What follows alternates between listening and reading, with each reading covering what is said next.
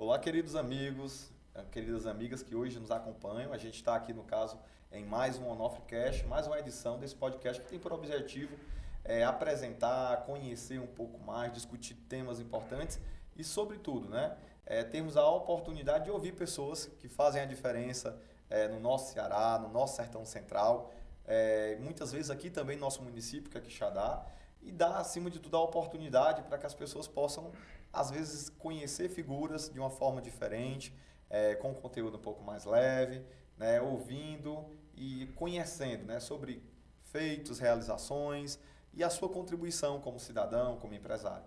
Graças a Deus, nós temos hoje uma oportunidade de estar aqui entrevistando, conhecendo essa figura ilustre, uma pessoa muito querida e que, acima de tudo, tem feito uma grande diferença na política cearense, como já foi deputado estadual, prefeito 2 vezes de Fortaleza, foi também, no caso, candidato ao governo do estado e uma pessoa jovem, um médico sanitarista, um político que eu tenho certeza que ainda vai contribuir muito, já contribuiu, mas vai continuar contribuindo com o nosso estado e que está nos dando a honra de estar aqui no OnofreCast para que a gente possa debater temas importantes, relevantes da atualidade e também conhecer um pouco da sua história. Então, Roberto, Cláudio, muito obrigado pela presença. Prazer, Sérgio. Um prazer estar aqui nesse espaço de interação, de conversa, que é com o povo de Quixadá, mas é também com o Sertão Central e com gente de outras regiões também. Essa é a grande vantagem de um podcast, que acaba sendo acessível, a diversos públicos. E muito obrigado pelo convite. É uma honra estar aqui com você. Espero que seja uma conversa proveitosa para quem nos acompanha. Tenho certeza que você que vai estar conosco até o final vai conhecer, aliás, vai ter a oportunidade de tirar algumas dúvidas, vai ter a oportunidade de ouvi-lo e conhecer mais sobre esse homem que eu tenho certeza que vai fazer a diferença aqui no nosso estado. Mas, olha, Roberto, só agradecer por você estar aqui e, acima de tudo, nos honrar com esse momento e tenho certeza que nas cidades que a gente atua, nós temos atuação em 15 municípios, como advogado, muitas das pessoas que estão nos assistindo são amigos, clientes e também o público aqui de Quixadá, que graças a Deus sempre tem dado, no caso, relevância a esse podcast e tem muita curiosidade sobre você. A gente sempre abre, no caso, algumas perguntas, escutamos muitas pessoas que nos acompanham sobre quem é que elas gostariam de ouvir, ser entrevistado e em alguns momentos o seu nome foi cotado e eu disse, rapaz, olha que é interessante. E no caso, o Caio, nosso assessor, no caso, mandou o convite e você aceitou e a gente ficou muito feliz por isso. Mas eu queria que você contasse um pouco da sua história. Eu sei que você iniciou como um médico que teve uma formação sólida, inclusive na Universidade Federal, na universidade que seu pai era reitor. Posteriormente, você, no caso, foi para os Estados Unidos para fazer mestrado e doutorado. Eu queria que você apresentasse um pouquinho da sua história como pessoa, como um cidadão, antes de ser o político, mas um médico. Sérgio, eu como boa parte dos cearenses, que nasceram em Fortaleza, eu sou fortalezense, mas com pais, com o pé no interior, porque os pais são de famílias do interior. Minha mãe é sobralense de nascença, meu pai vem de uma família de Lavras, da Mangabeira, mas já nasceu na cidade de Fortaleza. Então eu sou um fortalezense com raízes nesse interior do estado do Ceará, como grande parte das pessoas da minha idade. É muito difícil, eu fiz 50 anos agora, é muito difícil você conhecer alguém de 50 anos que o pai e a mãe são de Fortaleza. E mais difícil ainda que o pai, a mãe e os avós sejam de Fortaleza. Então eu sou com muito orgulho filho de Fortaleza, mas com raízes muito bem sedimentadas nesse interior querido do estado do Ceará. Eu estudei a minha vida do ensino médio e tal, parte do ensino fundamental, no colégio militar. Então tive uma formação ali de disciplina, mas também de muito estudo. Lá no colégio militar não tem muita chance não. Tem que estudar. E quando encerrei meu ciclo no colégio militar, decidi fazer medicina. Acabei sendo aprovado na UFC em 93 e passei 6 anos intensamente vivendo a faculdade, porque não dá para ser uma vida... Era uma escolha, Roberto, desde o princípio a medicina ou foi meio... Engraçado, assim, eu à época tinha certeza que era uma escolha, Sim. mas o destino me mostrou que não era uma escolha tão certa, porque hoje eu faço muito mais política Sim. e outras atividades, né, inclusive ligadas à educação, do que mesmo exercer medicina. Não exerço mais medicina, né, já há um tempo, porque escolhi fazer saúde pública, que é uma carreira mais acadêmica e mais administrativa, né, e menos de exercício profissional, prática, tradicional, prático da medicina. E aí fiz 6 anos, construí amizades assim muito fraternas que se mantêm até hoje. E a faculdade de medicina ela tem uma característica, ela é tempo integral, não tem como você trabalhar e estudar. Então é manhã e tarde de aula e noite, né, de muito estudo. Mas foi um período também muito rico da minha vida, boa parte das minhas amizades atuais e que perseveraram pela vida foram formadas ali na faculdade. E eu até disse há pouco, no encontro que eu tive agora com duas estudantes de uma rádio aqui, que Xeramobim, tinha duas estudantes de medicina, aí eu perguntei o que é que eles iam fazer. Uma estava em dúvida, a outra ia fazer ginecologia e obstetrícia. E eu disse que eu me preparei para fazer ginecologia e obstetrícia. Eu fui monitor da cadeira, fui bolsista de pesquisa, fiz meu internato, que é essa parte prática de ginecologia em São Paulo, mas no meio do caminho começou a me dar, acho que a coceira da política já estava batendo. Tinha familiares já no meio político? Não. Na verdade tive. O meu avô materno, mas já nasci com ele fora da política há muitos anos. Meu avô materno foi na década de 50, chegou a ser vereador, presidiu a Câmara de Sobral, mas já se mudou para Fortaleza para fazer uma vida nova como professor, diretor de escola. Então, já quando me dei por gente, a política já não fazia parte da nossa família. Mas meu pai, como você bem lembrou, era reitor da UFC e tinha uma atuação política universitária, não na política tradicional. Partidária, não. Mas tinha muitos amigos, obviamente por ser reitor da UFC e por ter relações políticas com o mundo político, né, com governadores, deputados. Então eu acabei tendo de alguma maneira oportunidade de conviver nesse universo indiretamente, não diretamente na política.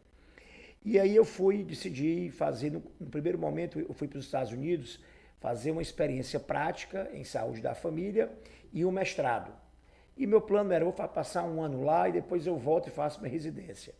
E esse ano acabou virando quase 6 anos. E eu tive essa experiência prática, fiz um mestrado em saúde pública e já no mestrado eu comecei um PhD mais nessa área de epidemiologia, nessas que acabou um dia sendo bastante útil na minha vida, porque eu fui prefeito durante uma pandemia, né? Mas eu até nas reuniões técnicas dizia, olha, quem está aqui não é o epidemiologista, é o prefeito, para poder não estar dando palpite em decisões que eram muito técnicas e que cabiam aos técnicos que estavam com os dados e as informações mais atualizadas do que as minhas. Mas fiz um doutorado em epidemiologia e voltei para fazer minha tese de doutorado, eu fiquei indo e voltando. E nesse período eu convivi muito com colegas médicos, secretários de saúde, e à época o movimento do saúde da família, do programa de saúde da família, estava bem consolidado no Brasil, tinha já uns 4, 5 anos, foi o objeto da minha tese de doutorado. E aí, como eu disse, a coceira da política foi aumentando, os amigos um e outro dando corda, e eu me aventurei, mal chegado de volta dos Estados Unidos, a uma candidatura muito improvável até a deputado estadual, porque eu não tinha voto, né? Não tinha bases de vereadores, de prefeitos. Eu tinha vários amigos do interior, tinha família em cidades do interior, tinha um nome do meu pai muito forte, mas num ambiente acadêmico, universitário, de Fortaleza. Mas aí meus irmãos, que eram os maiores estimuladores, continuam sendo, né, da minha carreira política, disseram, não, Beto, dá para a gente construir uma candidatura para um partido menor. E algumas pessoas, já naquele momento, como o Lúcio Bruno, né, se agregaram, que está aqui, ao nosso projeto. O Lúcio coordenou minha campanha muito fortemente em Fortaleza. E eu fui candidato pelo PHS. Não tem aquela zebra, né? Zebra para os outros, né? Porque deu certo para mim. E eu acabei sendo eleito. Assim, eu era muito novo, eu tinha Quantos votos na época? Eu tive 21.393 votos. E estava lembrando agora, fui votado por um suplente vereador daqui, Sim. O Adamastor, não sei se Adamastor. eu não sei se ainda é vivo, nunca mais tive Não, notícia. Adamastor faleceu. Infelizmente. Faleceu. É uma figura também Figura, bastante querida. Deixou um filho que também era o filho gosta da eu política, falei do né? filho dele também aqui hoje. E depois ele voltou na minha reeleição. Mas dos 46 deputados eleitos, eu fui o 43º em voto. Sim. Quase fiquei nas mãos de rebaixamento. Mas depois que você entra lá dentro, é tudo igual. Né? É tudo igual. Tanto faz se tirou 100 mil votos ou só tirou 20 Não mil. muda nada. Lá é dentro são peso, 4 né? anos de mandato. Mesmo Duas peso. coisas que eu aprendi rapidamente. Uma foi, tá eleito, é deputado, são todos iguais. E o segundo, como eu vinha de uma origem acadêmica, assim, de universidade, meu pai, meu avô ajudou a fundar a UFC, pai do meu pai, meu outro avô materno era professor, e a gente se dava muito valor a essa coisa na com a minha família e tudo. Eu tinha um mestrado, um doutorado, e quando cheguei lá, a gente, quando vem de uma origem acadêmica, passa a medir muitos outros por esse tipo de valor, né? Do valor da academia, da produção científica, número de artigos, aquela coisa toda. Formação, né? Formação. E quando cheguei lá, passei a admirar muita gente, muitos talentos Sim. que não tinham nada a ver com a academia, alguns talvez não eram formados, outros formados, mas que não tiveram oportunidade ou tempo de dar sequência a uma carreira, e eram pessoas habilidosos. inteligentes, primeiro, interessantes, né, hábeis e politicamente muito importantes para o estado do Ceará, porque eram lutadores das áreas em que eram votados. Então eram pessoas que conseguiram, pela força do seu trabalho e da sua inteligência, servir muito bem as suas comunidades. Então, foi um aprendizado muito rico, aprendi com pessoas diferentes.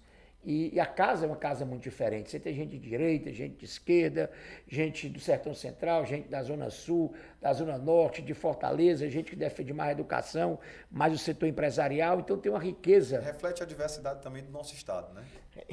O parlamento, ele é certamente o poder mais representativo mesmo. Sim. Porque ali tem gente que tem uma base sindical, Sim. outros que foram eleitos por uma base empresarial. Então, acho que essa diversidade de perfis de deputadas e deputados com que eu convivi durante esses 4 anos, e a riqueza também de aprendizado para mim, porque eu conhecia muito o Ceará na teoria. Sim. E passei a conhecer o Ceará real, o Ceará dos cearenses, né? Eu era, a palavra, tarado pela Assembleia. Eu não perdi uma audiência pública, eu fazia parte de algumas comissões, até audiência pública, que não era da minha comissão, eu estava ali porque era um tema novo para mim. Sim. Sabe, questões que eram levantadas, que não tinha o menor conhecimento, eu entendi aquilo como uma oportunidade de eu formar um juízo de valor, um posicionamento, uma ideia sobre algo que eu não tinha nenhum conhecimento. Então foi, na verdade, eu costumo dizer que um grande doutorado da minha vida foi essa experiência de vida rica. A vivência com os colegas e com o Estado. Eu viajei muito no interior do Ceará, sabe? Fazia questão de fazer parte de todas as experiências e conselhos e subcomitês, comitês Fazia que parte tratavam. da base do governo na época? Eu, na verdade, fui candidato pela oposição. Sim. Mas à época nós apoiamos o Cid, que era o candidato da oposição, e ganhamos a eleição. O Lúcio era o candidato, o governador que ia para a sucessão, Sim. O Cid era o candidato de oposição, nós apoiamos o Cid, e eu virei bem novinho vice-líder do governo, tinha 31 anos de idade, e eu costumava dizer que eu tinha uma vergonha no começo de dizer que eu nunca tinha andado na Assembleia na minha vida. Eu entrei no plenário da Assembleia a primeira vez na minha vida quando fui eleito deputado. Então, não tinha muita vivência e experiência nessa coisa da vida do parlamento, da vida da política tradicional e tal. E fui vice-líder, presidi algumas comissões e algumas subcomissões e me envolvi muito intensamente nesses 4 anos. Quando acabou o primeiro mandato, o nosso partido tinha 2 pré-candidatos a presidente da Assembleia. Sim. 2 experientes parlamentares, muito respeitados. PHS ainda Não. Aí eu fui para uma aventura. Normalmente você muda de partido para passar melhor, né? Sim. Eu mudei de partido para sofrer mais. Porque eu fui por um partido pequeno e, à época, o partido começou a ter uma posição de se apoiaria ou não o Cid. Isso eu era vice-líder do governo, muito vinculado ao governo, e acabei indo para o PSB, Sim. que era o partido do próprio Cid, que eu precisava de 45 mil votos, duplicar minha votação para entrar, né? Eu tinha tido 21, tinha mais do que duplicar meus votos. Mas fui porque acreditava no projeto e tinha que lutar mais, era mais um desafio e tal. Mas fui eleito com quase 70 mil, fui o sexto ou foi sétimo mais votado na época, fui com 69 mil votos. E a época, depois da eleição, tinha dois deputados conhecidos, um infelizmente falecido, mas com o filho do deputado hoje, que era o Wellington Landim, Sim. que era um grande parlamentar, já tinha presidido a casa, uma liderança muito forte da Assembleia, e o outro Zezinho Albuquerque, que depois chegou a presidir, com quem eu também tinha uma relação muito próxima. E acabou nesse conflito não tendo entendimento de quem seria o nome, e eu acabei surgindo como Técios, né? A linguagem da política, acabei sendo o terceiro nome e fui eleito. E fui eleito por unanimidade na época, o voto é secreto. Claro que ser candidato a governador e da base, você já começa ganho, né? É eleito, né? Mas, além disso, foi bom porque, como o voto era secreto, Sim. ainda tive o privilégio e a honra de ter os votos de todos os Você acredita que seu interesse, às vezes, por todos os temas, conteúdos, a facilidade que você tinha de transitar e conversar tanto com a oposição, com a situação, com as bases do governo que você fazia parte, mas também com a oposição de onde você tinha vindo. Isso favoreceu essa sua habilidade de... Assim, habilidade de dialogar, se autoelogiar com habilidade é ruim, né? Mas eu fazia era convivi muito. Por exemplo, eu não perdia vai ter uma audiência pública eu me lembro da audiência pública que o Rogério Aguiar fez sobre a praga que estava dando, que tinha até nomezinho técnico, nas carnaúbas do Marco. Sim. E era lá no Marco. E eu fui para essa audiência pública, foram 4, 5 deputados, todos da agropecuária ou da região, e eu nem era da agropecuária e nem era da região. Mas estava atrás de aprender e tal. Então, acho que esse convívio intenso, com diferentes temas, com diferentes colegas, situação de oposição, me ajudaram a ter, de fato, E eu sou muito intenso no que eu faço. Em tudo que eu faço, Isso é até uma crítica de algumas pessoas que me querem bem. Sabe que eu sou intenso demais naquilo que eu faço.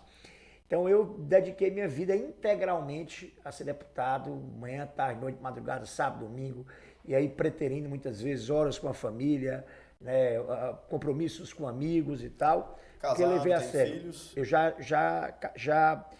até a minha mulher, eu ficava brincando, que eu fui eleito em outubro e casei dia 11 de novembro. Eu disse, minha filha, eu só caso se for eleito, então vamos trabalhar.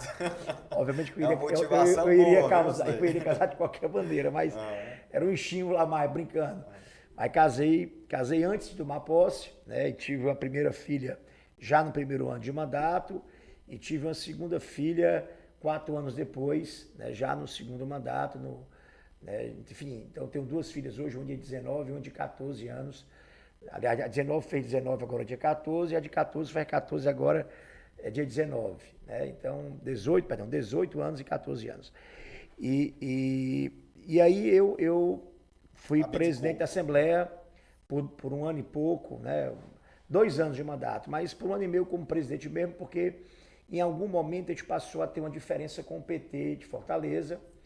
E aí, nessa quebra de braço da política lá entre o PSB e o PT, eu saí como pré-candidato a prefeito pelo PSB contra, à época, o atual governador, o Elmano, que era o candidato da Luiziane Lins, que era a prefeita. Era um desejo seu, essa candidatura inicial, ou foi alguém que motivou você? Você já tinha pensado nessa possibilidade de se tornar prefeito de Fortaleza? Para ser honesto, muito honesto, sim. Se eu disser para você que era um plano, uma sim. coisa planejada, eu estaria mentindo. Né? Eu acho que o meu trabalho na Assembleia, a presença desse trabalho, principalmente na região metropolitana sim. e em Fortaleza, né, acabaram, a minha votação, eu sempre tive uma base majoritária como deputado em Fortaleza, acabaram me fazendo uma opção. Tinha outros nomes, uma opção dentro do partido para uma eventual disputa com o PT. A época, quando teve esse desentendimento do governador, na época que era o Cid, com a Luiziane, desentendimento sobre nomes, ela pré-lançou o Elmano, que é o atual governador, à época secretário de Educação dela como candidato a prefeito, e eu fui lançado pelo Cid, pelo Ciro, pelo partido, como pré-candidato. Mas o interessante naquela campanha, tinham muitos nomes conhecidos, fortes, e com quem eu ainda mantenho uma relação muito boa, e muitos que eu respeito muito, independente de diferenças que a gente tem. Olha como era difícil a eleição. Estava lá o Moroni com 30 e tantos por cento dos votos, o Inácio Arruda, senador, também com 20 e muitos, o Marcos Calles, que tinha sido candidato ao governo recentemente, então também muito conhecido, foi secretário de Estado, presidente da Assembleia, pelo PSDB. Estava o Heitor Ferrer, que era um deputado de oposição muito combativo, até meu parente, nós somos aparentados a Lavras da Magabeira. Uma pessoa, na verdade, admirável. Pessoalmente tem admiração muito grande por ele. O Renato Roseno, que à época não era deputado, mas já era um quadro assim, fulgurante aí da política de Fortaleza, principalmente. E eu com 2% e o Almano com 2%, 3%. Né? E todos os outros estourados. Aí essa coisa da gente ser apresentado por padrinhos na época, né? Ou por pessoas da política com muito mais conhecimento e relevância, no meu caso, o Cid, governador, o Ciro, com toda força e nome, e o Elmano, a Luiziane, que era a prefeita, acabamos os dois crescendo, vindo de baixo, como se diz, né? E nos enfrentamos no segundo turno, eleição muito dura, me recordo, duríssima. A pesquisa que saiu do Boca de Urna, uma saiu 50-50, na época saiu no sábado, no domingo da eleição, e a outra 51-49 para mim. Então, era uma eleição completamente sem previsibilidade do resultado, né? E no dia da eleição, eu senti a rua falou, aquele da rua fala, né? E nós acabamos ganhando com 6,5%, 6,6% dos votos. Só que eu estava sucedendo o PT de Fortaleza. Sim. O PT é um partido que sabe fazer oposição, controlava boa parte aí da base sindical da cidade. Então, enfrentei uma oposição 4 anos duríssima do PT, né, e tive que provar 2 vezes, provar pela gestão e provar porque eu vinha de um enfrentamento a um ciclo administrativo do PT que tinha, nessa época, muita força na capital, em Fortaleza. E quando foi na minha reeleição, já o adversário principal já deixou de ser... A Luiziane foi candidata, mas já não era a principal força antagônica. Sim. Era o capitão Wagner, que já surgia com uma nova liderança de oposição. E eu acabei indo para o segundo turno com o capitão e ganhei do capitão na reeleição. Mas o capitão já estava se transformando numa liderança política importante de Fortaleza e do Estado, né? E na minha sucessão, o Sarto foi o candidato do nosso partido. Também começou de baixo, porque tinha um nível de conhecimento mais baixo, mas acabou ganhando a eleição. O PT foi candidato também. Eu estou relatando isso porque muita gente, aproveitando uma entrevista que eu dei mais cedo de Xerabobim, que muita gente pergunta, de onde é que surgiu esse racha de seu com o PT? Eu disse, na verdade, desde o primeiro dia que eu fui candidato a prefeito, o PT foi oposição a mim. Você nunca foi filiado ao PT? Nunca fui filiado ao PT. Nunca teve nenhum vínculo, no caso, direto partidário? Zero. E o PT fez oposição a mim 12 anos. Sim. Em Fortaleza. Então, a minha militância política majoritária, com cargo majoritário, foi um tempo inteiro enfrentando o PT, tendo relações respeitosas, né, com o próprio atual governador, com a própria Luiziane e tal, mas sempre contra e sempre, depois de eu ganhar, o PT ser a base da oposição a mim. Quem foi o rival mais difícil? A Luiziane ou, no caso, o capitão? Qual foi a batalha mais difícil? O resultado mais apertado foi com o capitão. Sim. Mas, inegavelmente, enfrentar o PT com o governo municipal na mão, com a força e o conhecimento que a Luiziane tinha, ela não era candidata, mas lançou o Elmano, foi um embate com o capitão. Eu comecei liderando e terminei liderando a campanha. A primeira foi diferente, que tanto eu como candidato do PT surgimos perdendo, né? Então era uma campanha, são histórias diferentes. Né? Mas o resultado final foi mais apertado com o capitão do que foi com o PT. De qualquer maneira, né, a minha história com o PT é uma história que antecede qualquer diferença que eu tenha com qualquer outro partido. Né? E aí, em 22, eu fui prefeito, o Sarto fez a sucessão, aí eu parei um pouquinho, estava 14 anos de mandato consecutivo, 6 como deputado e 8 como prefeito. Eu disse, rapaz, para eu organizar meu juízo, né, cuidar mais da família, cuidar das minhas filhas, eu vou tirar um tempo.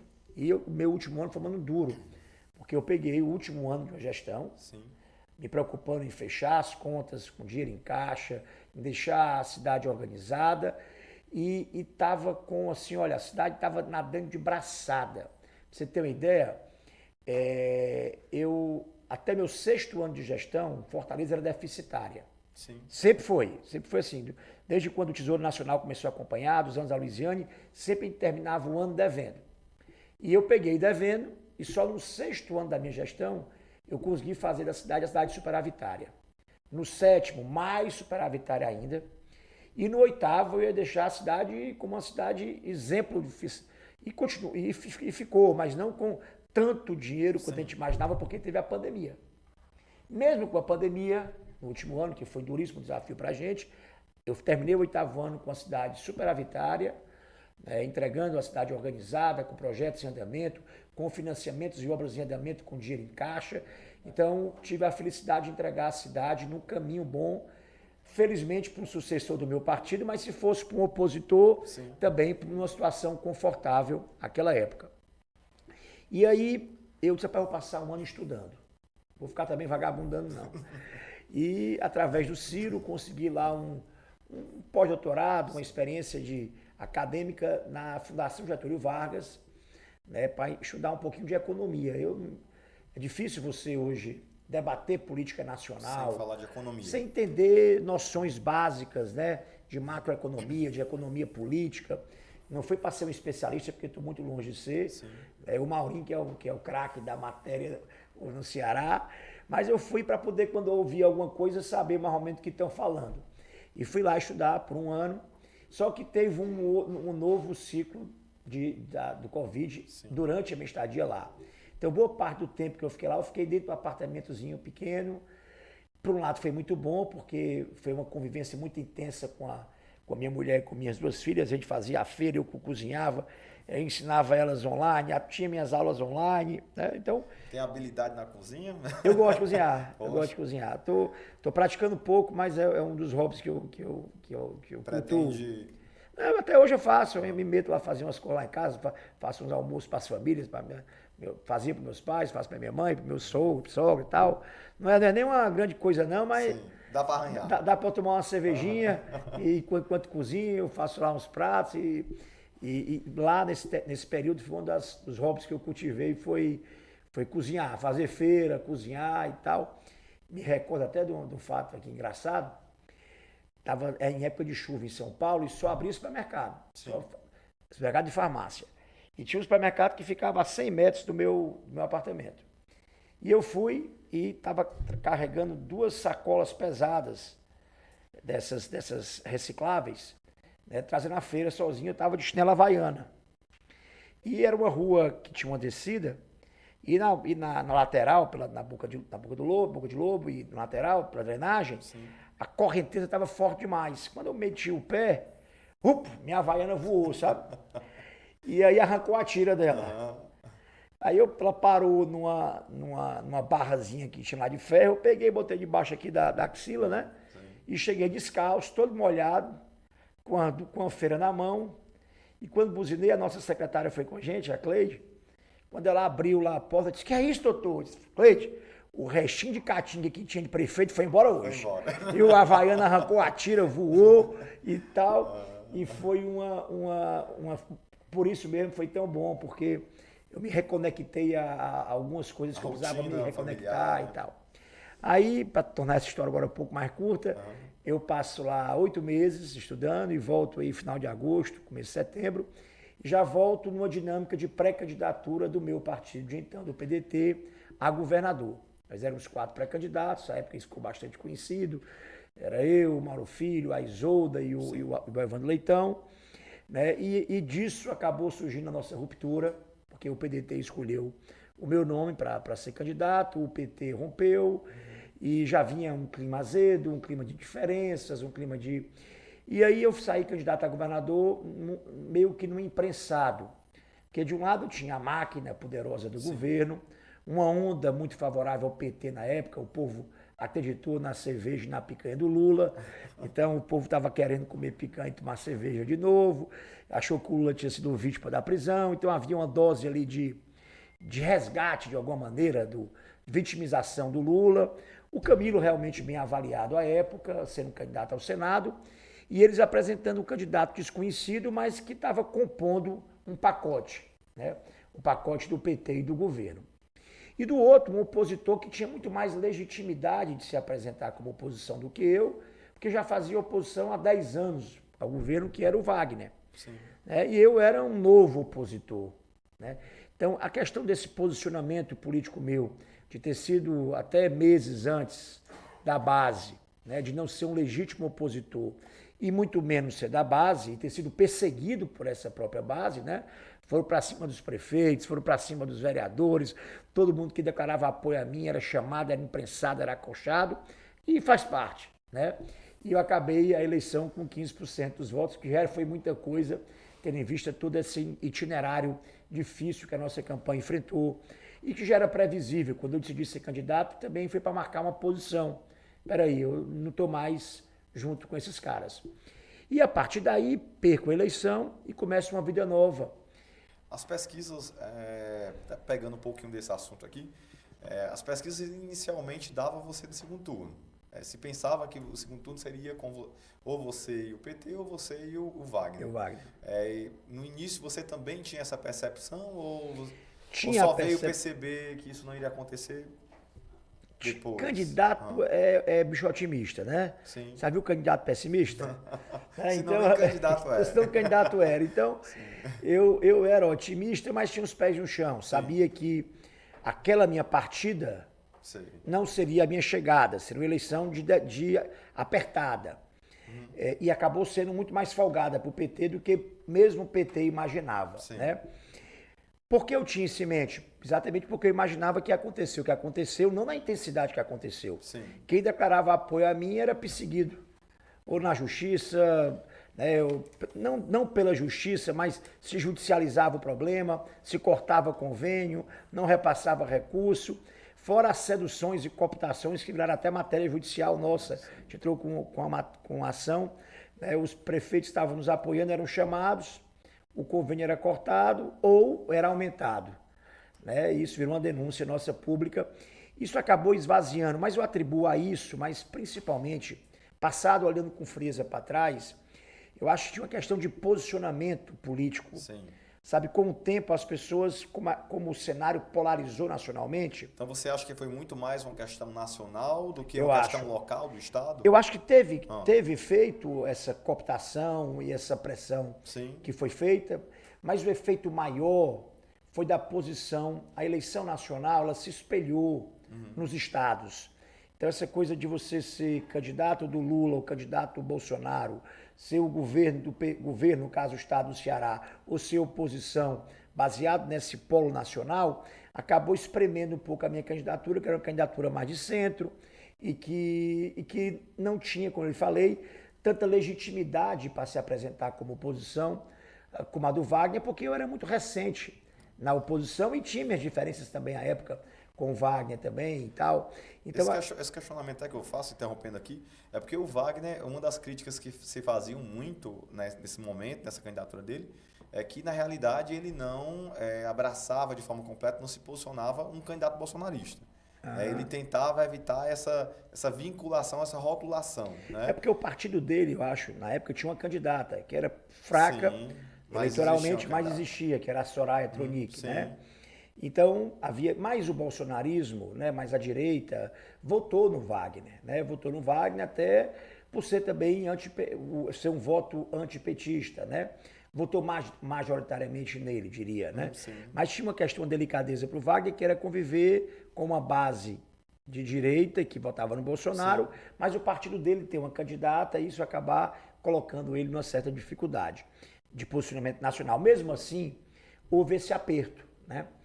Mas encerrado esse capítulo, né, nunca é bom perder, claro, mas eu entrei nisso, como toda batalha que a gente entra. Saiu feliz da eleição? Assim, apesar que a gente sabe que ninguém sai feliz quando perde, mas você acha efetivamente que foi válido a votação?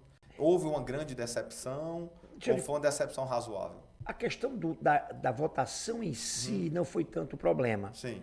Se eu disser que as minhas frustrações vieram muito mais após a eleição do que durante o processo. Durante o processo eu sabia das dificuldades que enfrentava, eu sou de luta, não sou de esmorecer, mantive o astral, a energia, a força, não faltei um evento da minha campanha, fazia 3, 4 cidades todo dia. Mesmo sabendo Mesmo na última semana, quando a coisa estava enveredando aí para um cenário mais difícil para a gente. E aí eu também me blindei de querer saber, sabe, coisas pequenas, fofocas, futricas que não ajudam a gente a enfrentar com espírito leve um evento como esse. Quando acaba a campanha, que você para e dá a energia baixa e você vai ouvir, né? E você acaba se frustrando. Apurar melhor os fatos. Apurar melhor os fatos. Aí você acaba saindo com decepções e frustrações que magoam, porque tem a ver com expectativas que você cria, né? Sim. E para algumas, 1 ou 2 ou 3 pessoas, eu criei expectativas muito elevadas. Talvez a culpa tenha sido minha de criar expectativas muito elevadas. Existiam expectativas aqui de Quixadá?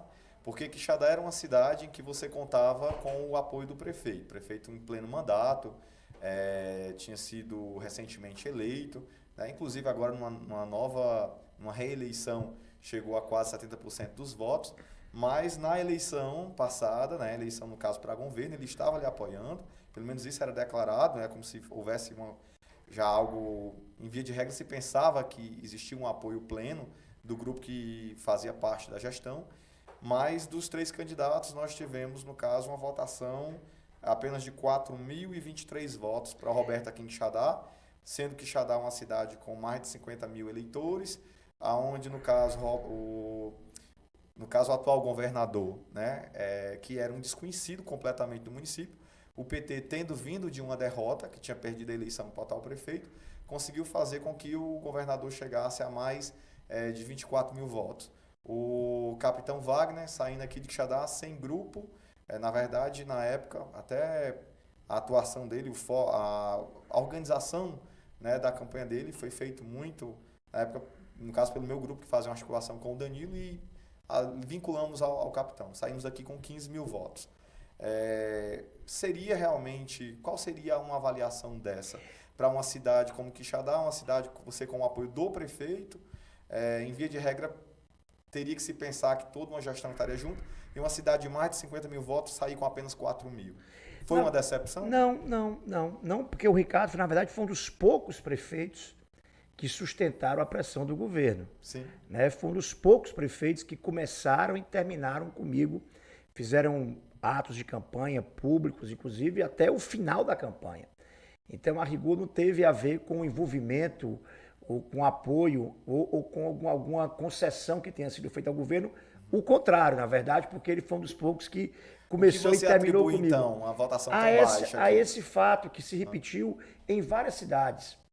Uma votação majoritária como essa, para governador, o prefeito, eu vou falar isso com muito cuidado, porque o prefeito não transfere voto, então? É porque o prefeito tem pouca força numa eleição nacionalizada estadual como essa. A verdade é essa. Se você vai olhar os resultados eleitorais aí, pode olhar, tem cidade que o PT era a terceira força e o Elmano saiu com 55% dos votos. Então, não é o prefeito, não é a força local. Claro, isso tem um papel relativo em cidades menores, mais ainda, mas o principal papel na eleição como essa é a onda. Então havia uma eleição. Eu até me recordo um fato, meu irmão, mais novo, ele saiu para caminhar no dia da eleição e me disse, na época a gente tinha 3 candidaturas a presidente, uma delas de um cearense, que era o Ciro, que sofreu do mesmo mal que eu sofri, né? Que foi ser imprensado por essa polarização. E eu apoiava o Ciro. Aí meu irmão rodou e disse, ei, Gera, como é que tá aí a rua? Eu disse, Beto, só tem 2 candidatos aqui. Quem? O Lula e o Bolsonaro. Ninguém vê o Ciro e ninguém vê candidato a governador. Ninguém vê o material do Elmano, ninguém vê o material do Capitão Wagner e pouco material teu, sendo eu tendo sido prefeito de Fortaleza há pouco tempo. Né? Então isso é uma demonstração da força que essa polarização teve no estado inteiro, né? Então, assim, acabado essa eleição, como eu falei, frustração não foi local, com nomes, foi com nomes maiores. Eu não quero aqui, como eu já superei, quero olhar para frente, a gente tem que aprender, a gente estava falando com o Eugênio sobre isso, né? As traições ou decepções da vida e o tempo servem para duas coisas, para a gente crescer e amadurecer. Sim. Se a gente vai aprender com as lições dos nossos erros, dos erros dos outros, né? E do tempo, e o que o tempo nos oferece, isso é maturidade. Isso a gente vai aprender porque falta inteligência na gente, né? Então, assim, eu aprendi muito, inclusive, acho que eu vinha de 14 anos de vitórias na política. Foi a primeira derrota. Foi a primeira derrota. Então, ela precisa ser engrandecedora. Não pode ser uma coisa que você não olhe para aquilo e não aprenda, e não cresça, e não se torne melhor, ou se torne menos ingênuo em algumas situações, sabe? Reflita mais e calcule mais antes, taticamente, de tomar uma decisão. Tudo se soma. Mas quando acabou, eu tinha dois papéis. Ou eu me entregava para o governo, sim, né?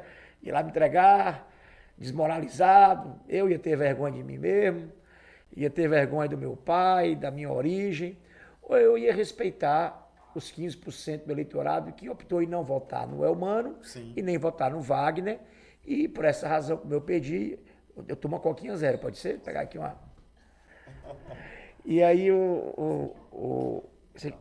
apesar de eu gostar muito do Tasso Gereissati, isso aqui não é propaganda pro Tasso, porque eu sou viciado na coquinha zero, viu? Tá certo. Se quiser um bolinho também tem. Tá, daqui a pouco eu vou nele. Então, quando acabou ali, eu disse, rapaz, eu vou fazer uma oposição. Primeiro, eu nunca tinha feito oposição na vida militando. Estava sem mandato político. Nunca tinha feito oposição, estava sem mandato e tinha tido uma votação minoritária. Né? E aí ainda arranhado de alguns fatos que aconteceram. A derrota vai descendo a seco, né? O negócio não funciona tão... E além disso, Sérgio, aconteceram outros fatos. Não sei se você lembra, teve a briga dentro do PDT pós-eleição, que talvez tenha sido o pior período para mim ali, os primeiros meses depois da derrota. Os deputados que foram eleitos, alguns exatamente. migrando. Eu até vinha contando também para o Eugênio no carro, que a época o André foi, que era o nosso presidente, que é um amigo que eu tenho até hoje, um grande amigo, melhor coisa que tem é encerrar os ciclos né, com amizade de portas abertas. O André foi um mediador para parte da turma que votou, já foi traído por parte do partido. Parte do partido já votou publicamente no PT. Sim. Outra parte não, votou em mim, mas por ter bases regionais, por ter votos, representar alguns municípios e ficar com medo de serem perseguidos os seus municípios, acabavam querendo dar um voto de confiança para o governo. E outros não, queriam seguir na oposição comigo. Então combinamos de ser um partido independente. Mas até a gente tomar essa decisão, foi muito cacete, me desculpe a palavra, interno, né? Tranquilo. E aí acabamos eu ficando na oposição, junto com um grupo de deputados que continuam na oposição, batalhadores, corajosos, amigos e leais. Quantos foram eleitos e quantos permaneceram? Inicialmente 3 na oposição e depois a gente ganhou um 4º deputado. Sim. Hoje o PDT tem 4 deputados de oposição e é a maior bancada de oposição. Porque a União Brasil, dos 4, 3 fazem oposição. Sim. Do PL, dos 4, 3 fazem oposição. Então a gente tem hoje uma bancada de 10 da oposição, sendo que aqui e acolá 1 ou 2 votam contra de outros partidos. Estão ali numa posição, eu diria, de alguma independência, que não são base, uma base mesmo, tem uma certa independência. Né? O que é raro para a política cearense. Sim. Eu me acostumei a ser, quando eu era vice-líder do governo do Cid, a gente tinha 3 deputados de oposição, 4, era o Heitor Ferrer, né, o Roberto Mesquita, enfim, a gente contava no dedo e assim, era tão minoritário que não tinha expressividade. Não tinha expressão. Agora não, agora eles conseguem pautar questões, conseguem, né, muitas vezes obstruir votações em regime de urgência que são ruins para o Estado. Teve algum deputado que tenha sido eleito com você no PDT e que para você foi uma grande decepção de ter se afastado? Não, eu não tenho desses que votaram em mim, eu só tenho gratidão. Porque, olha, quem ficou comigo naquela época ficou porque, sabe, gostava de mim, acreditava na mensagem, porque sofreram, todos sofreram, sabe? Dá um exemplo aqui, Serginho Aguiar, Marquinhos Sobreira, né, Guilherme Landim, né, Guilherme Eduardo Bismarck, todos esses, as suas campanhas foram perseguidas e ficaram comigo até o final. Hoje na base do governo, mas eu tenho um respeito por esses parlamentares e tenho gratidão porque ficaram comigo até o final, sabe? Mas voltando à oposição, quando comecei a fazer oposição, era eu, o meu escritório sozinho e esse celular aqui. Carol de vez em quando gravando, Moacir de vez em quando gravando, né? E eu ali esperando as oportunidades, também como eu tinha sido governo há muito tempo, eu disse, rapaz, eu não vou fazer essa oposição de ódio, não. Sim. Porque como eu já sofri com essa oposição não ajuda o povo. Não constrói. Eu vou fazer uma oposição técnica, tem um erro, tem uma discordância, vou gravar um vídeo, eu vou dar minha opinião. E comecei, obviamente, contando com o apoio desse grupo de deputados, Sim. Né, sempre o tempo inteiro, e com vereadores de Fortaleza também, que quando os temas eram de Fortaleza, também se envolviam. Mas era muito pequena essa base pro. E em começo de governo tem até outra dificuldade. Você tem que dar aí uns 100 dias pro cara, né? Sim. 100 dias, 4 meses. Mostrar que veio. Já começar falando mal também é ruim, né? E aí, com o tempo, acho que o governo foi errando muito. A minha presença na oposição foi aumentando mais. A gente foi conversando com outras oposições que tinham diferenças conosco, mas que faziam oposição ao governo. E chegamos aqui hoje. Eu, no terceiro ano de oposição ao governo do Elmano, a gente atrás agora de, mais do que só ser oposição, construir uma aliança que mostre coesão, união e um projeto de mudança para melhor para o Ceará. Não sei a que eu serei candidato no próximo ano, mas quero estar na telinha. Pode perguntar. Uma das perguntas. Aquela questão, a gente pode esperar o que do Roberto no próximo ano? Candidato ao Senado, candidato ao governo do Estado? Existe hoje um objetivo pessoal na vida do Roberto, um objetivo nesse meio político, né, para ser alcançado ainda? Se eu lhe disser que eu não sonho, desejo e que tenho, tirando a vulgaridade da palavra, no melhor sentido da palavra, tesão, Sim. de poder dar uma contribuição histórica, como pude dar como prefeito de Fortaleza ao governo do Ceará, eu estaria mentindo. Mas, ao mesmo tempo, a gente tem que ter os pés no chão.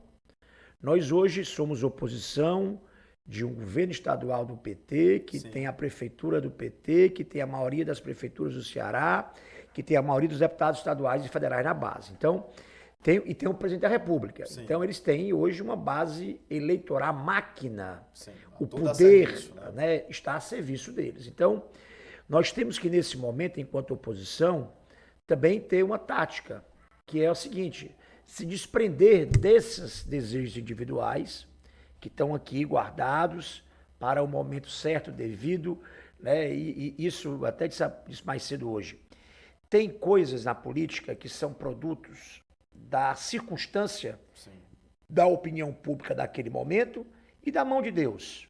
Sim. Quando naquele momento se pede um perfil assim, assim, assim, assado, e Deus coloca a mão, amigo, não tem quem segure, né?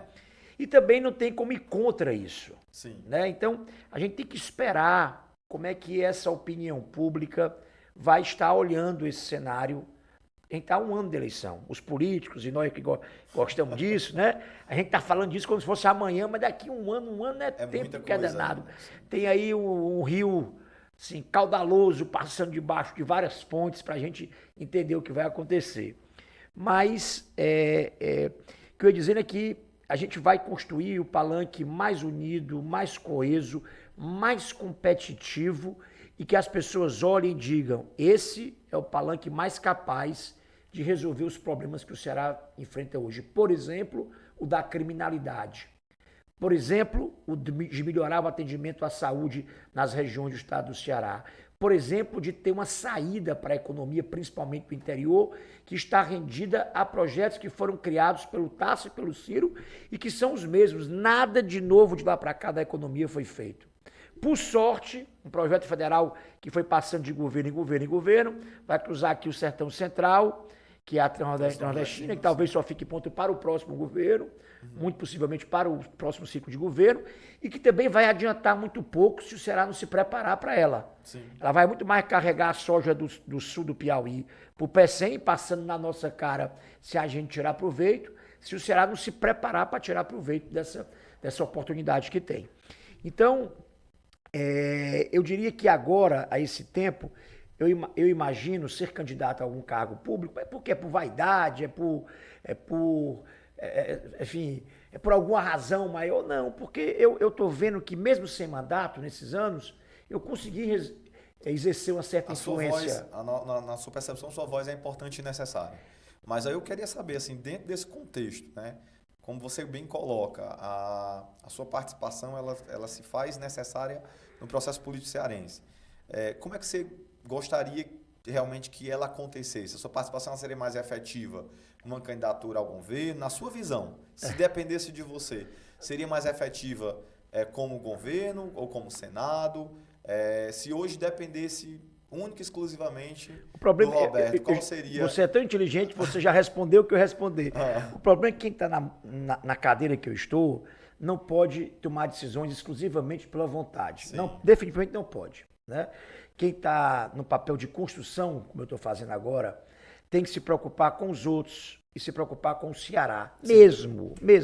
Claro, como eu falei, sonhar ser governador, eu sonho e tenho certeza que me entregaria com a mesma intensidade, com a mesma entrega, atrás de fazer tudo do melhor jeito como eu fui como prefeito. sim. Mas essas coisas não são sobre desejos, são sobre possibilidades. E a gente, para enfrentar essa turma, que sabe usar a máquina, que sabe cooptar, que sabe perseguir, que sabe empregar amigo, que sabe, enfim, essa turma sabe usar a máquina e abusar dela.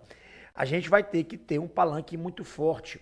Então, como quem compõe com mais força e união esse palanque próximo ano, Sim. devam ser as pessoas que vão liderar esse esforço. Eu estou seriam essas fazendo pessoas, essa Roberto? curva inteira toda aqui Quem para seriam essas dizer, pessoas? por exemplo, quem são nomes dessa base eleitoral forte. Eu estou dizendo que serão candidatos, não serão, Mas na que... sua percepção, quem sairá candidato ao governo do Não, Estado do Ceará? deixa eu dizer assim, quem que eu gostaria, né? Sim, sim. Até foi um comentário assim, outro dia o Ciro chegou, alguém perguntou, esse aqui é o meu candidato a governador do Ceará, disse numa roda outro dia lá. E eu disse, ele é o meu candidato dos sonhos. Pronto. Então, essa é uma resposta. Mas olha, um grupo que tem uma pessoa com a experiência, com a vitalidade, com a capacidade de luta e com a coragem de o Ciro Gomes, um grupo que tem alguém inspirador, que rompeu com a história de patrimonialismo, empreguismo, clientelismo e quebradeira do Ceará e mudou o rumo, inclusive do Sertão Central, como Tasso Gereissati. É um grupo que tem, com as diferenças que eu tive do passado e com a nova convivência de 2, 3 anos para cá que eu tenho, alguém que tem a coragem também, a independência de um Wagner, né? E o grupo do PL, que por razões ideológicas tem distinções profundas com o PT, né, por razões de posicionamento político, nacional, estadual, tá difícil o governo comprar um de nós, né? Sim. É muito, porque esse governo acostumou a ganhar por WO essa turma. Vai lá, arranca um pedaço da oposição, coopta, compra, né? E meu amigo, do lado de cá tá Tasso Gereissati, tá Ciro Gomes, estou eu, tá o Wagner, Danilo Forte. Sim. E tá o PL. Então, assim, esse grupo, independente das diferenças que possam ter internas entre nós, a força do dinheiro, a força da cooptação do PT não exercerá influência sobre essa turma que eu citei aqui agora. Então a gente pode contar, então, que a oposição ela caminha totalmente unida no próximo ano? Ou pela sua visão, assim, eu sei que o sonho, o seu objetivo você bem colocou, né? O meu desejo é que esse grupo ele continue todo coeso, por mais que ele não ceda a pressões do governo. Mas a oposição, a gente pode contar com um cenário em que ela realmente vai caminhar unida ou existe a possibilidade de uma divisão? Eu, pessoalmente... Ou teremos um candidato único? Eu, Roberto Cláudio, Sim. eu, pessoalmente, isso aqui é uma tese minha que alguns podem internamente ter ideias diferentes, mas eu, pessoalmente, acho que a nossa maior força é a gente estar unidos Sim. em torno de um só palanque em 2026. Pode surgir, alternativamente, a possibilidade de 2 palanques, a gente entender que por pesquisa, por entendimento político, por questões nacionais e tal, é mais conveniente ter? Pode ser que surja essa alternativa. Hoje, conversando com os atores que fazem parte dessa frente de oposição, mesmo com as diferenças que eu tenho dito de posição nacional, creio que todo mundo, ou praticamente todo mundo desse grupo, entende que a nossa união, a nossa coesão demonstraria força, competitividade em 2026. Não dá para eu falar por todo mundo e não irei falar, né? Mas acho que esse sentimento de união ele está muito presente, sabe? Inclusive como tática, como estratégia da oposição para 2026. E eu, pessoalmente, entendo que a gente se explicar para o povo com clareza que somos de partidos diferentes, que cada um ali nacionalmente teve ou tem algumas diferenças sobre alguns temas específicos, mas mostrar que é importante uma frente ampla para salvar o Ceará de um ciclo de piora que o PT está produzindo, eu acho que essa mensagem será entendida. E eu vou só te falar aqui uma coisa. Se você pegar, venderam um slogan que virou uma fraude eleitoral. Mas era um slogan poderoso. Quando eu vi a primeira vez, chega doeu em mim, sabe? Que era o Ceará 3 vezes mais forte. Sim. Por quê? Porque ele é fácil de entender. Né? Ele é fácil. O que é que um cidadão comum, que mesmo que não é petista, vai olhar? Pô, Camilo vai para ser senador, Lula presidente, aí vão indicar esse cara que eu não conheço bem, mas vai ser governador. Não vai faltar para esse cara dinheiro e apoio para as coisas melhorarem e o Ceará ficar mais forte. Me diga uma dimensão, só uma, que o Ceará não piorou com o 3 vezes mais forte. Obras, investimento público caiu, obras paradas aumentou, criminalidade, somos o segundo estado com a maior taxa de homicídios do Brasil, economia, o Ceará é a segunda menor renda familiar do Brasil, só ganha do Maranhão, até o ensino médio, que a gente, numa área que a gente é exemplo para o Brasil, piorou o indicador, nosso resultado do Enem, a gente é o 14º dos 27, na nota de redação a gente é o 20º dos 27, então, assim, a gente está piorando, a gente está em decadência em todos os indicadores sociais e econômicos aqui do estado do Ceará. Então, é um ciclo que produziu uma decepção em nível estadual, um governador que, apesar de ser humilde, ser cordial, não tem nada contra ele, não é líder, não é gestor, nem é líder, nem é gestor. Passa a impressão de ser alguém mandado pelo Camilo, que falta brio, coragem, pulso para enfrentar as facções do crime organizado, que não tem ideia própria, iniciativa própria para poder mexer com a economia ou para ter projetos próprios. Se você perguntar hoje o nome do governador, estou falando isso baseado em pesquisa, quase metade da população não vai saber o nome do governador do Ceará. Então isso tem um problema de origem, sabe? Na sua visão, então, o governador ele não conseguiu imprimir uma identidade própria? Zero. Qual seria, então, a maior liderança hoje, na sua visão, aqui do estado do Ceará? A maior liderança política? Com toda certeza, o Ciro. É só você olhar as pesquisas para presidente da República.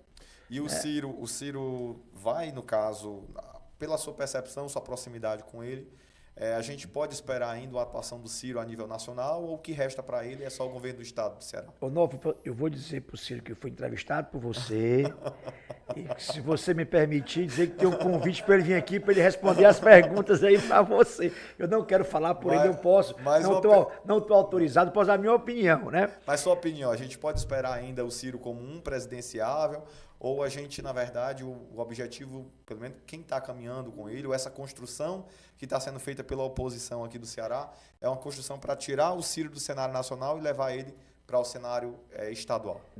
Deixa eu te falar de dados, tá certo? Nós estamos vivendo um ambiente polarizado no Brasil, como nunca aconteceu antes, nunca. A polarização PT-PSDB era menos sobre o Lula e o Fernando Henrique e muito mais sobre os dois partidos, as duas ideias, os dois projetos. Agora é sobre duas personalidades, é sobre o Lula e o Bolsonaro. É uma coisa muito forte que ainda existe. O personalismo ficou muito forte. Ficou muito forte, ainda existe. O Brasil está muito mais cansado dela do que estava há 4 anos atrás, mas persiste, é inegável. Quando você faz pesquisa por qualquer instituto do Brasil, qualquer um, pode escolher aí, joga para cima e cai. Né? Quando você bota o nome de todo mundo, o terceiro colocado em todos os cenários, mesmo ambiente polarizado, é o Lula, o Bolsonaro e o terceiro é o Ciro, em todos. Estando o Ciro calado, sem dar uma entrevista, sem exercer um cargo público já há algum tempo. Está lá o Caiado, está lá o Ratinho, está lá o Zema, governador de Minas Gerais, está lá o governador do Rio Grande do Sul, o Eduardo Leite, está lá todo mundo.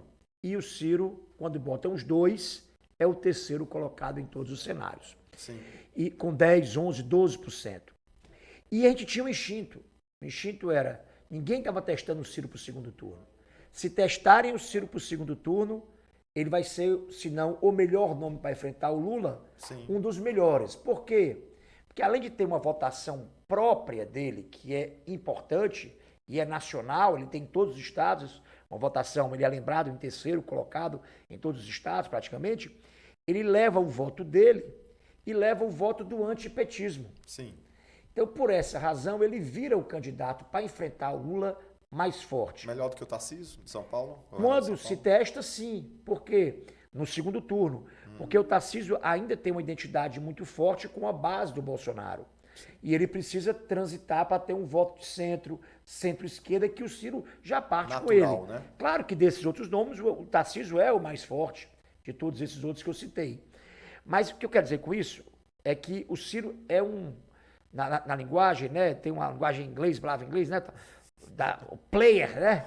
Mas o Ciro é uma influência fundamental no que irá acontecer no Brasil no próximo ano. Para quem está cansado Ser candidato ou não, a presença do Ciro nessa campanha, seja como candidato ou apoiador nesse cenário eleitoral do próximo ano, dará ao Ciro uma importância estratégica para o resultado eleitoral. Por isso estou dizendo que ele é a maior liderança do Ceará. Teste o Camilo numa pesquisa para presidente da República, vai dar 1%, se der, 1, 2%, se der. Né? Então, por essa razão, por si só, é que disparado a liderança, não é porque o Camilo é ministro da Educação eventual, ocupa um cargo, tem um conhecimento, que dá para comparar a liderança. O Ciro hoje, se for para Roraima, para Rondônia, para o Mato Grosso do Sul, para o Mato Grosso, para o Paraná, para o Rio Grande do Sul, para a universidade ou para o CDL, vai ter lá um grupo de ciristas, de fãs, de gente que segue ele para ouvir. Não é o ministro, não é o governador, não é o senador, é o líder político nacional, Ciro Gomes. Então, por essa razão, é que o Ciro é, hoje, a maior liderança política do Ceará e uma das 3 mais importantes do Brasil, no mérito ali, falando em qualidade. Né? Porque disparado é o quadro mais qualificado do Brasil. Estou falando em força eleitoral. Né? Então, por essa razão, qualquer movimento do Ciro, seja eventualmente, vamos imaginar que o Ciro seja candidato a governador do Ceará, essa posição dele aqui no Ceará terá influência, obviamente, terá interesse, obviamente, terá repercussão na eleição nacional. E do mesmo jeito, uma eventual presença dele numa candidatura nacional terá influência no palanque estadual aqui, tendo em vista a força que ele tem nesse momento. E política é assim. Né? Você viu o Lula Deus, depois viu o Lula morto, né? E depois agora vê o Lula fraco, enfraquecido. Eu vi uma pesquisa recentemente, eu faço política em Fortaleza majoritária, vendo pesquisa, desde 2012. Foi a pior avaliação do Lula de 2012 para 2025, eu vi uma pesquisa agora recentemente, a pior avaliação do Lula nesses 13 anos eu vi agora. Por quê? Porque não é mais Deus, nem é mais vítima. Virou agora só um presidente cansado, incapaz de entregar as promessas, com a fama de que enrolou o povo, tá certo? Tem um pedaço até que gosta dele, importante, que admira pelo que ele fez no passado, não pelo presente, mas que acha que já deu. Roberto já votou algumas vezes no Lula? Já votei no Lula. Já votou no Lula? Já votei no Lula. Hoje não votaria mais? De jeito nenhum. E o Lula é uma das grandes exceções da minha vida política. Sabe, votei nele como estudante, votei nele em segundo turno, sempre que o Ciro foi candidato, votei no Ciro. Por quê? Porque frustrou, olha... Se o Ciro, vamos dizer que o Ciro não vá para o cenário nacional, qual seria, na verdade, o nome que você conseguia vislumbrar que melhor representaria as ideias, o pensamento do Roberto a nível nacional? Rapaz, fora o Ciro, que eu sei que você é cirista. Sou cirista e é difícil encontrar alguém parecido com ele, Sim. Tá certo? Mas acho que tem outros nomes para enfrentar o Lula com perfis diferentes, né? E que tem, vou dar um exemplo aqui, o Tarcísio. O Tarcísio é um cara bem formado, Sim. formado no IME, tá certo? Tem feito um bom governo tecnicamente, então é alguém que tem atributos pessoais e administrativos. Foi presidente do DENIT na época do governo da Dilma e foi bem. foi ministro da Infraestrutura do Bolsonaro e foi muito bem. E está indo muito bem avaliado como governador de São Paulo. Então, tem credenciais, né? É jovem, não tem tanta experiência política ainda quanto o Ciro, né? Acho que o Ciro tem muito mais cabedal político, administrativo, muito mais experiência, muito mais ideia própria, mas eu acho que é um nome que enfrentaria o Lula e nos ajudaria, talvez, a sair dessa polarização que, caso o Ciro não seja candidato a presidente. O tempo todo vai fazendo essa vírgula aí. No caso, na sua percepção, então, a chapa dos sonhos seria Ciro presidente, o vice Tarcísio? Seria uma boa chapa? É difícil acontecer essa chapa, né? O Tarcísio está como governador de São Paulo, Sim. então vamos ser pé no chão, né? Largar o governo de São Paulo para ser vice de uma candidatura a presidente, acho que não é o mais provável. Nem né? Ciro iria compor como vice? Não, também não vejo essa como uma possibilidade agora, nesse momento aqui, quem está conversando. Isso pode se construir política, falta um ano, né? Muito tempo. Muito tempo. Mas eu acabei me perdendo aqui um pouco Você respondeu já. Você foi me enchendo de perguntas do meio do caminho, eu acabei me perdendo um pouco. Mas, voltando a essa questão do Lula, deixa eu explicar o porquê. Nenhum brasileiro teve as concessões que o Lula teve para mudar o Brasil. Sim. Nenhum. Porque o Getúlio passou um tempo como ditador. Sim. Então, era diferente. Não tinha legitimidade. Foi eleito uma vez presidente e depois faleceu. Mas o Lula, deram 5 eleições presidenciais ao Lula.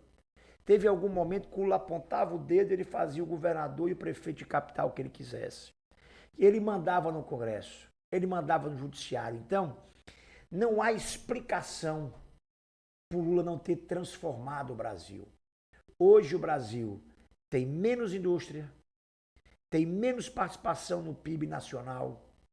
O Brasil voltou a ser um país profundamente desigual, depois de um certo ciclo de crescimento e de inclusão que foi feito.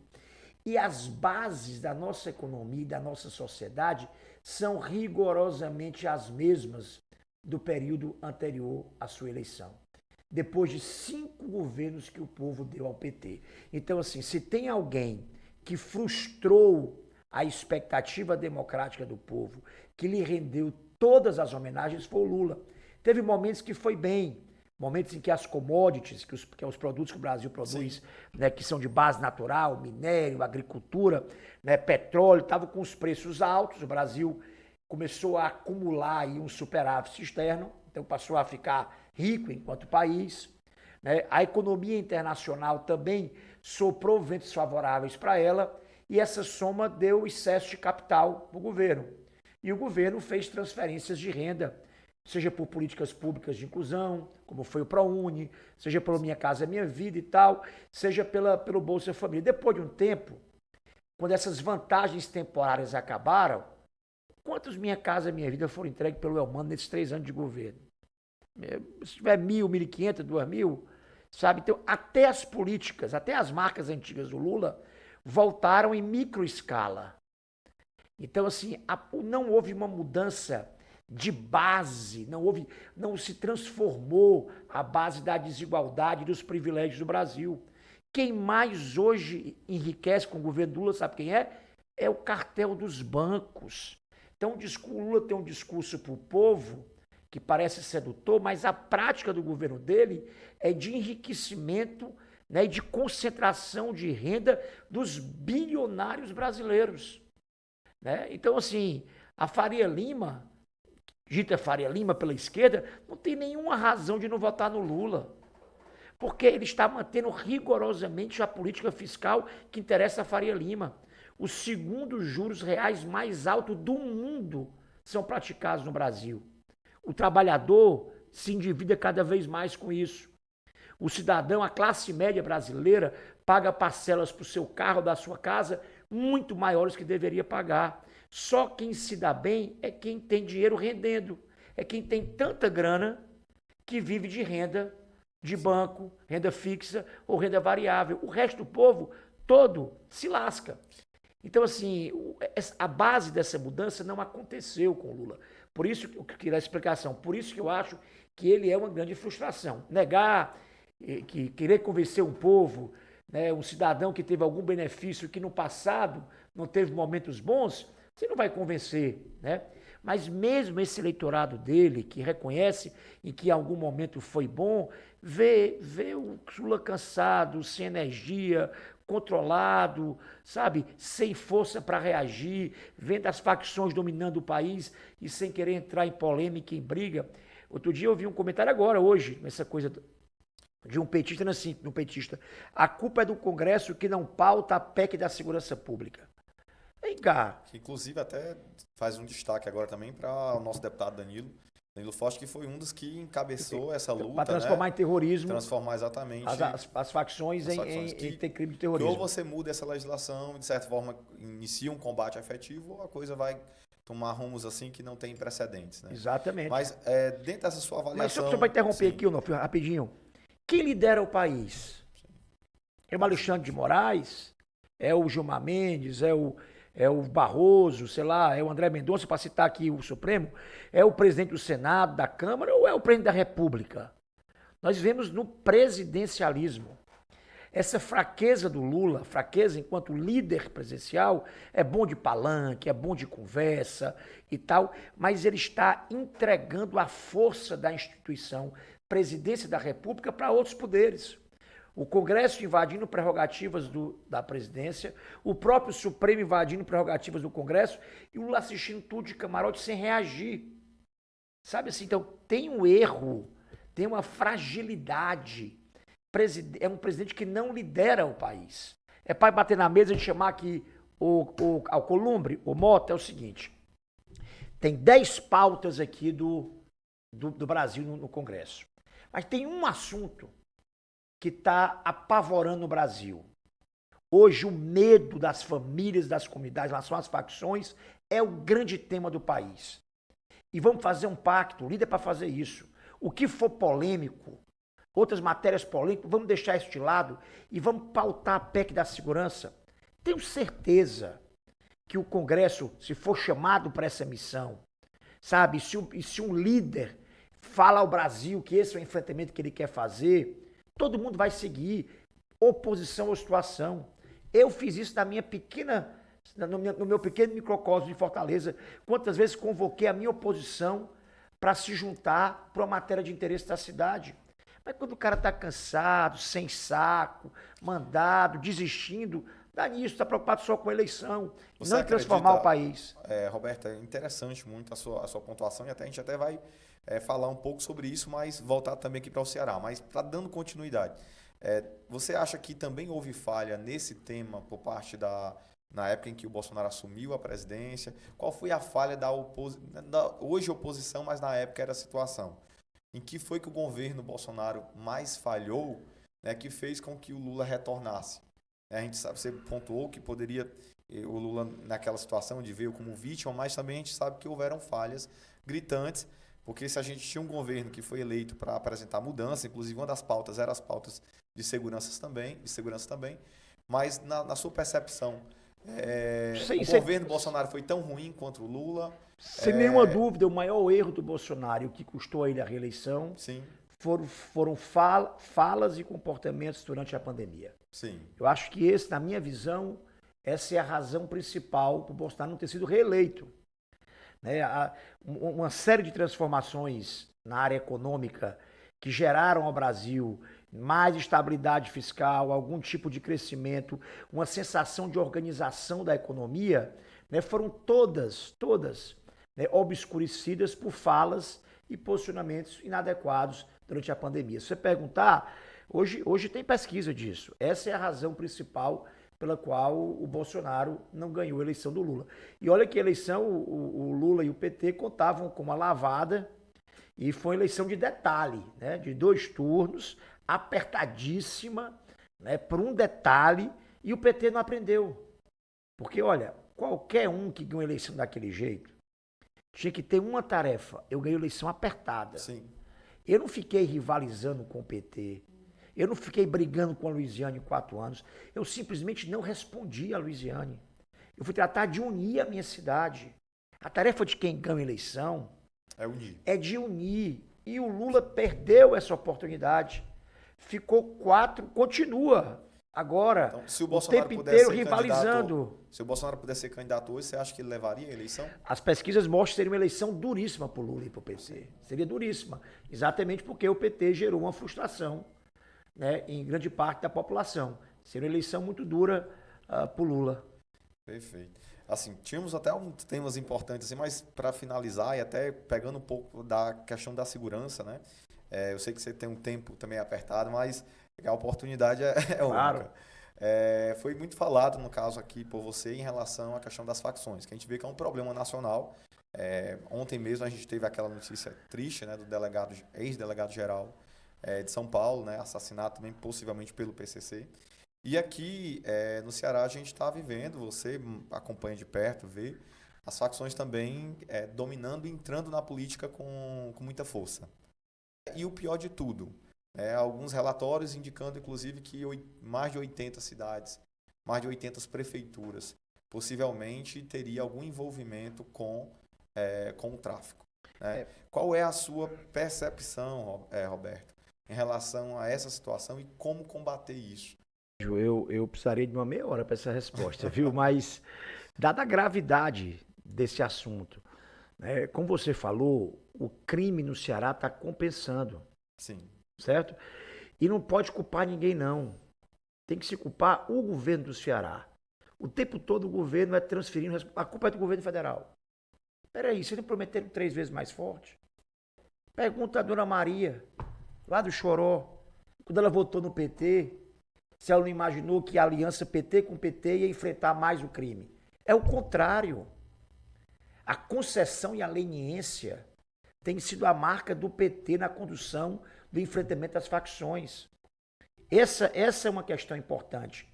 A impunidade aqui no Ceará, você tem um prefeito eleito, como você disse, que detalhe, é indiciado por crime federal por lavar dinheiro de uma facção para financiar, olha a gravidade, financiar a eleição e depois vender serviço de lixo, sabe, de transporte construção, de escolar. transporte escolar, de cooperativa de saúde, tá certo? Esse cara estava lavando dinheiro do tráfico para depois roubar das prefeituras para o tráfico. Sim. É essa a gravidade do assunto. E o cara tá foragido desde novembro do ano, vai fazer um ano. E todo mundo sabe que o cara tá andando no Ceará e a nossa estrutura de segurança não consegue prender esse cara. Por que mesmo? Você tem alguma dúvida que é por medo desse cara abrir a boca? Se prende a 3x4 no Ceará, até se gabar de prisão no Rio ou em São Paulo, que é feita, se gabam e não conseguem prender esse sujeito. Por quê? Porque é aliado do governo, porque ajudou campanhas de prefeitos aliados do governo, porque tem relações pessoais e íntimas com o núcleo duro do governo. Então, assim, se você dá esse exemplo de impunidade, o Ceará vira uma terra sem lei para todo mundo. E é o que está virando. O governador tem uma chacina como essa do Choró. O que é que eu faria? E o que é Sim. que boa parte dos homens públicos fariam?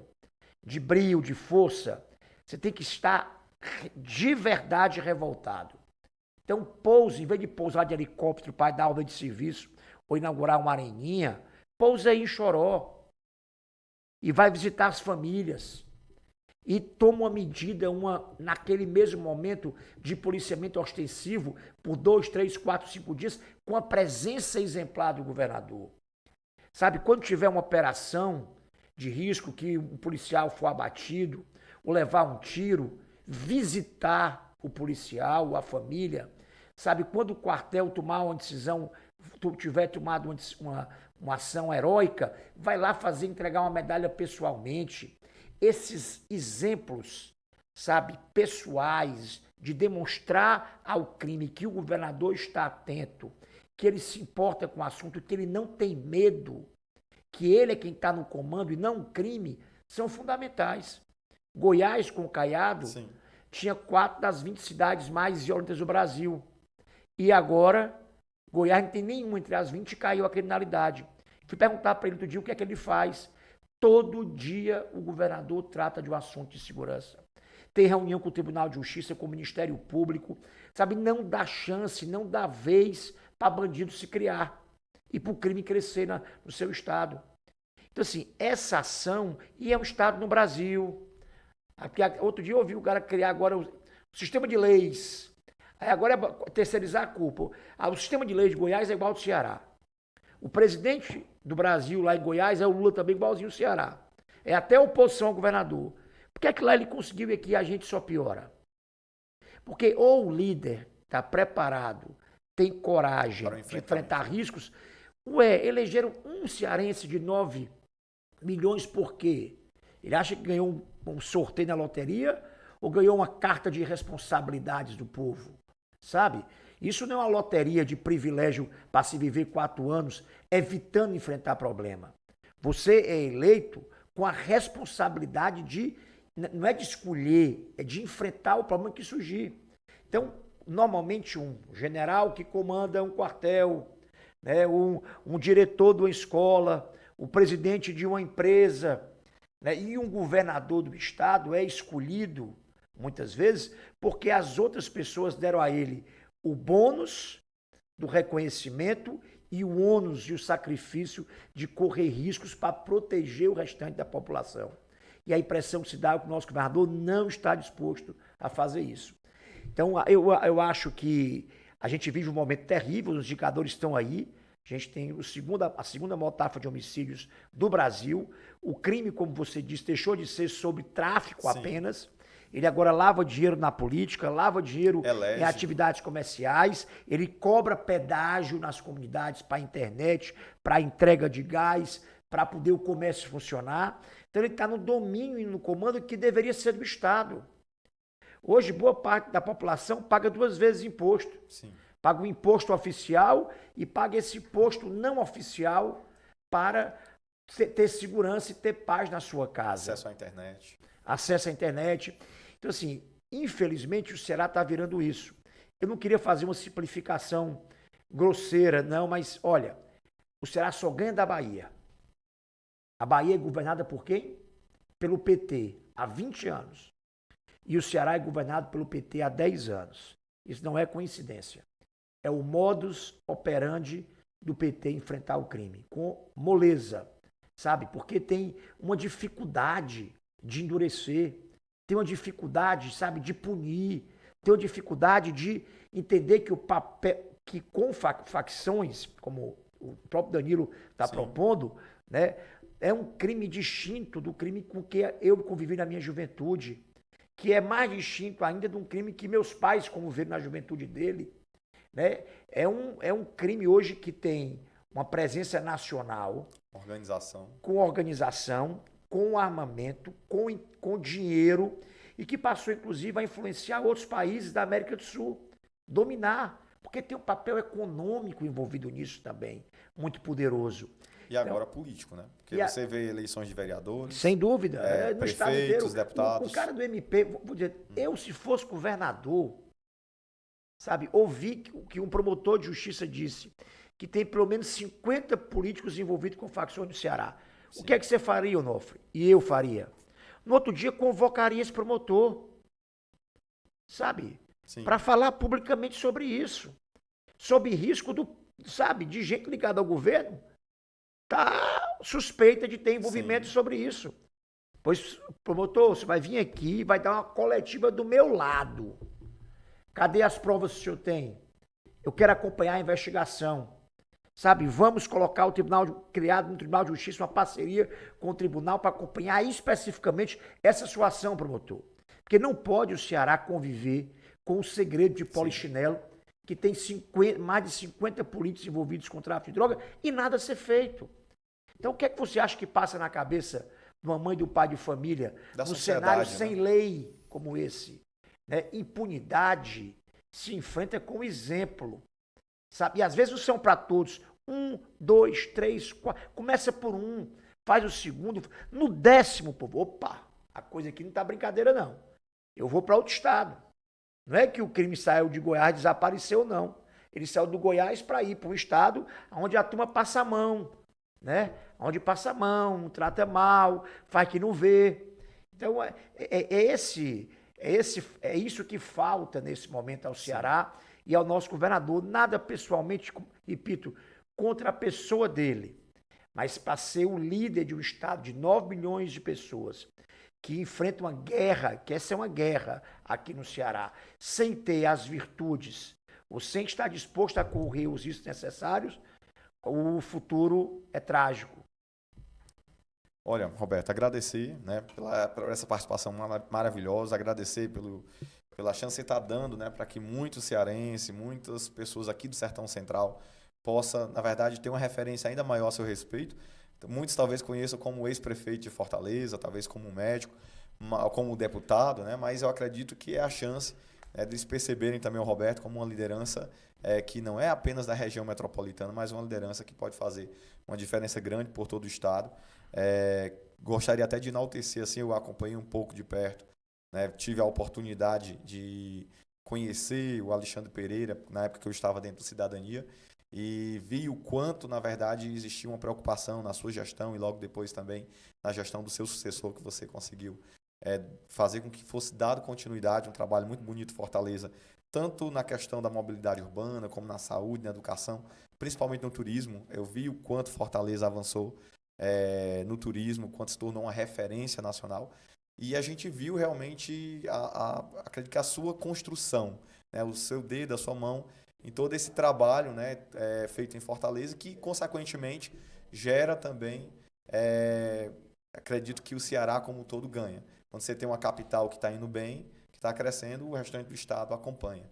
Então, gostaria de lhe parabenizar pelos seus feitos, pelo que você já construiu até aqui e desejar sucesso, né? Desejar que os próximos objetivos, né, eles também possam ser alcançados, que a sua contribuição possa ser ainda mais efetiva com todo o estado, né? E quem saiba, né, a gente tem a oportunidade de mais à frente vivenciar, né, um outro momento como esse, mas compartilhando não mais os problemas que a gente está enfrentando aqui, né, de maneira geral no estado do Ceará, mas quem sabe comemorando os avanços, o crescimento, as melhorias dos indicadores. Então, obrigado por ter aceitado esse convite, por ter vindo compartilhar conosco esse momento, nessa rodada aqui de conversa, de diálogos, e acima de tudo desejar sucesso e boa sorte. Obrigado. Muito obrigado e deixo aqui para que você faça, né, no caso, a sua fala final, deixando aqui algum recado importante para a população do Ceará, para quem vai nos assistir aqui no Onofrecast,